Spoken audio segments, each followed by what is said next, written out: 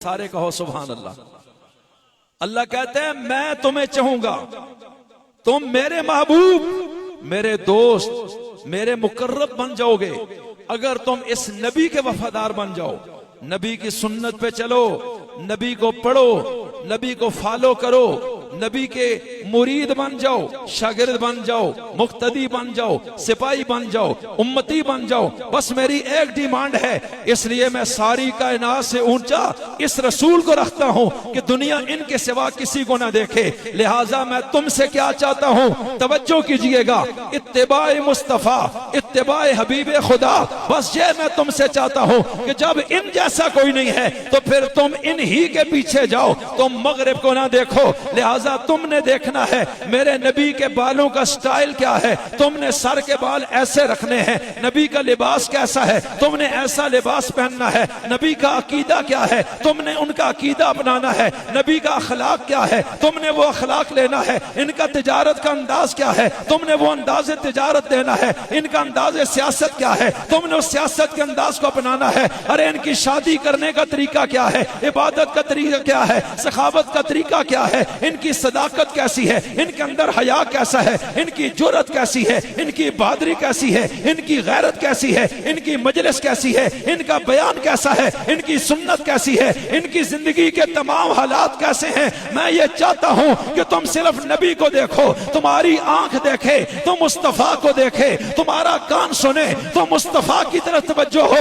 और मुस्तफा ही को सुने। अरे तुम चल के जाओ तो तुम्हारे कदम अरे दुनिया के मुल्कों की तरफ नहीं, मुस्तफा के शहर की तरफ जाने चाहिए। तुम्हारी जुबान उठे मुस्तफा के तस्करों से, नजर उठे मुस्तफा के शहर की तरफ, पैगाम की तरफ, कुरान की तरफ। बस मैं ये चाहता हूं कि मुस्तफा कहता था खुदा जैसा कोई नहीं है, खुदा कहता है मुस्तफा जैसा कोई नहीं है। तो मैं तुम्हें बता रहा हूं कि उसको तो मैंने उठाया है, ऊंचा किया है, मर्तबा दिया है, नबी उल अंबिया बनाया है, खातमुर रसूल बनाया है, मौलाए कुल बनाया है, दानाए सुबुल बनाया है। उनके मर्तबे को जा कोई नहीं सकता है, लेकिन तुम जिस मर्तबे पे हो मैं तुम्हें इससे ऊंचा करना चाहता हूं, उठाना चाहता हूं, जन्नत देना चाहता हूं, मुकर्रब बनाना चाहता हूं, महबूब बनाना चाहता हूं। अरे तुम इस मर्तबे पर आना चाहते हो, एक रास्ता है, मोहम्मद मुस्तफा के गुलाम बन जाओ।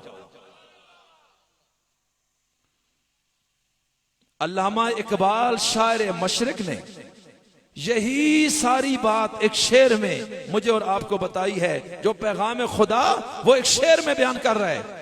भाई तवज्जो है तो सुनिए शेर। अल्लामा इकबाल कहता है अल्लाह का पैगाम क्या है हर एक को हम में से, कि मोहम्मद से वफा तूने तो हम तेरे हैं। जोर से कह दो, अल्लाह कहता है हम तुझे इनका वफादार देखना चाहते हैं, इसके अलावा हम कोई चीज कबूल नहीं करेंगे। कि मोहम्मद से वफा तूने, एक हस्ती है खरबों इंसानों में जो हमारा आइडियल है, हमारा महबूब है, इंसानियत का रोल मॉडल है, उसवा हसना है, इसकी हर अदा हमें पसंद है। ये लेटता कैसे है वो अंदाज हमें अच्छा लगता है, ये खाता कैसे है ये अदा हमें पसंद है, ये बोलता कैसे है ये अंदाज हमें पसंद है, ये शादी कैसे करता है ये अंदाज हमें पसंद है, ये मेहमानों का इकराम कैसे करता है ये हमें पसंद है, ये मुस्कुराता कैसे है ये हमें पसंद है, इसका खिलाल, इसका मिसवाक करना ये अंदाज हमें पसंद है, सुरमा डालने का अंदाज हमें पसंद है, वुजू का अंदाज हमें पसंद है। इसलिए हम ये चाहते हैं कि मोहम्मद से वफा तूने तो हम तेरे हैं। अल्लाह कहता है ये जहां चीज है क्या, और ये कायनात तो छोटी सी चीज है, लौह और कलम भी तेरे हैं। जोर से बोलो। इसलिए आज की ये मजलिस मुझे और आपको एक पैगाम देना चाहती है कि हम अपनी जिंदगी का रुख अमेरिका की तरफ करें या मदीना की तरफ। ऊंचा बोल पड़ो। शराब खाने की तरफ जाएं या इबादत खाने की तरफ, अरे कब्र परस्ती पे जाएं या खुदा परस्ती पे जाएं, अरे हराम और सूद और रिश्वत की तरफ जाएं या हलाल की तरफ जाएं।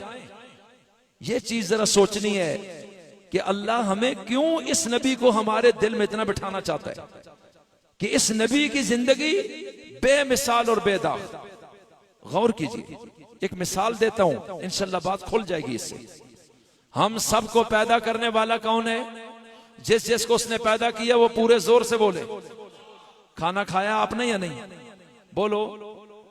समझ नहीं आ रही तो भूखा बंदा तो ज्यादा चीखता है। क्यों छोटे मियां? मुझे तो नहीं लग रहा कि आपने नहीं खाया, आप ज्यादा चीखें ताकि पता चले हाजी साहब को तरस आ जाए। तवज्जो भाई, हम सबको पैदा करने वाला कौन है? सब इंसानों को वजूद देने वाला कौन है? जोर से बोलो। जिसको जुबान मेरे रब ने दी है वो ये प्यारा नाम बुलंद आवाज से ले। किसने? सिर्फ और सिर्फ अल्लाह ने। सब इंसानों को बनाया उसने है।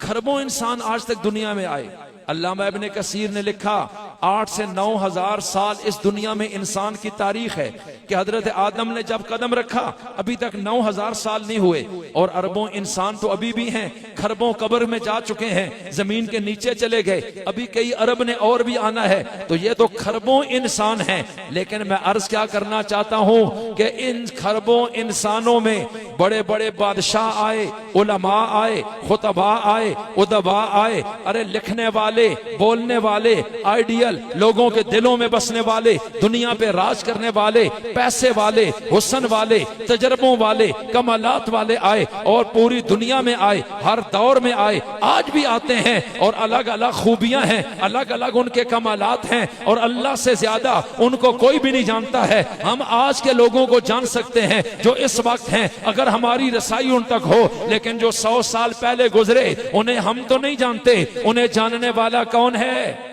अल्लाह कहता है सुनो, जितने भी आए, बड़े बड़े आला, बड़े बड़े अतियब, बड़े बड़े अफजल आए, बड़े बड़े हसीन और जमील आए, पैदा उनको मैंने किया है। लेकिन ये याद रख लो कि सबसे आला तुम्हारा नबी है, सबसे हसीन तुम्हारा नबी है, सबसे ज्यादा अखलाक वाला तुम्हारा नबी है, सबसे ज्यादा जहानों के लिए रहमत तुम्हारा नबी है। तुम्हारे पैगंबर जैसा कोई नहीं था। इसकी दलील पेश करता हूं। हर बहुत सारी दलीलें हैं, लेकिन मैं एक आसान से पैराए में कि मेरे नबी को भी पैदा करने वाला कौन है और मेरे नबी के शहर में पैदा हुए। जोर से बोलिए शाबाश।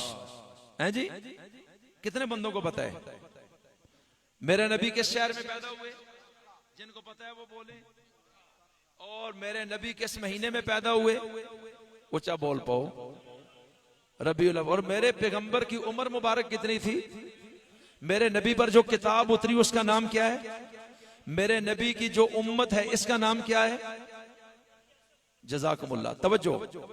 रबीउल अव्वल में सोमवार के दिन मक्का मुकरमा में खानदान बनी हाशिम में सैयद अब्दुल्ला के घर, जो हजरत अब्दुल मुत्तलिब के बेटे हैं, हजरत आमना के बतन से आपकी विलादत होती है। और आपने ऐलान नबूवत कितने साल की उम्र में फरमाया? ऊंचा बोलो। क्या हो रहा है? यही तो मैं कह रहा हूं ना, आप थक गए हैं, सुबह से बैठे हैं। मेरे नबी ने ऐलान नबूवत कितने साल की उम्र में फरमाया? कुल उम्र कितनी थी? तो ऐलान नबूवत के बाद कितना अरसा दुनिया में रहे? आप जरा सुनिए। मेरे नबी ने 40 साल किस शहर में गुजारे? यार बोल पाओ, बोलें जोर से। आपको कुछ शक है? पक है तो ऊंचा बोलें। कौन से शहर में गुजारे? जोर से बोलो। वो पिछले सोए हुए हैं, मैं इसलिए बार बार बोलता हूं, वो नहीं बोल रहे। किस शहर में?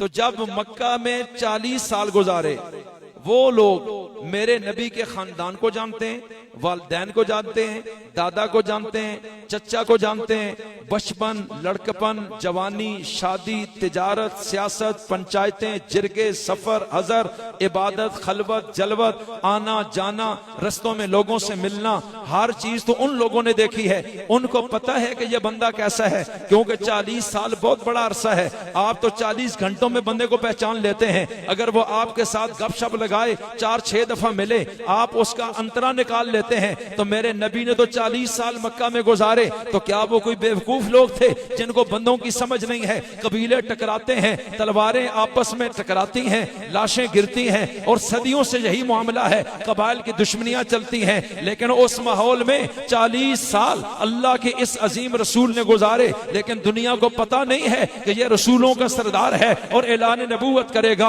वो तो ये समझते हैं अब्दुल मुत्तलिब का बेटा है, आमना का लख्त जिगर है, और इसी तरह ये अब्दुल्ला का नूर नजर है। तवज्जो कीजिएगा, अरे जब 40 साल गुजरे उस माहौल में जहां लोग शराब पीना फख्र समझते हैं, बच्चियों को कत्ल करना अपने लिए बायस फख्र समझते हैं, जहां कपड़े उतार के बैतुल्लाह का तवाफ करना अपने लिए वो इज्जत समझते हैं और इसको इबादत समझते हैं, जहां चोरी करना, डाका मारना, शिर्क करना, बुत परस्ती करना उनके लिए कोई जुर्म नहीं है, इंसानियत का एहतराम नहीं है, बड़ों का अदब नहीं है, माँ बाप के हुकूक की पहचान नहीं है। हर शख्स सिर्फ अपने लिए जिंदा रहना चाहता है और वो दूसरे शख्स को खत्म करना कि मैं सही सुख में रह सकूं, उसके नजदीक ये सुकून वाली चीज है, ये जायज है। वो जो मर्जी कदम उठाए उस जुल्म से उसको रोक कोई नहीं सकता है, और हर शख्स जालिम का साथ देता है, मजलूम के साथ, गुलाम के साथ, बेवा के साथ, यतीम के साथ, कमजोर के साथ, ज़ईफ के साथ कोई खड़ा नहीं होता।